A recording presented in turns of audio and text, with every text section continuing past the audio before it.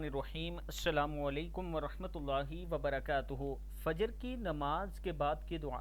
نبی اکرم صلی اللہ علیہ وآلہ وسلم جب نماز فجر میں سلام پھیرتے تو یہ دعا پڑھتے: اللہم انی اسألک علما نافعا ورزقا طیبا وعملا متقبلا۔ اللہم انی اسألک علما نافعا ورزقا طیبا وعملا متقبلا۔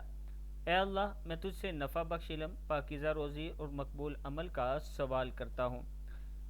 دوسری دعا یہ پڑھا کریں: اللہم انکا عفو کریم تحب العفو فاعف عنی۔ اللہ لطیف بعبادہ یرزق من یشاء وہو القوی العزیز۔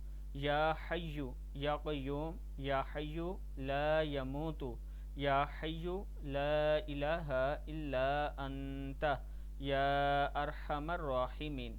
لا الہ الا اللہ الحلیم الکریم۔ سبحان الغنی العظیم، سبحان العلی الاعلی، سبحانہ وتعالی، سبحان القائم الدائم، سبحان الحی القیوم، سبحان الحی الذی لا یموت۔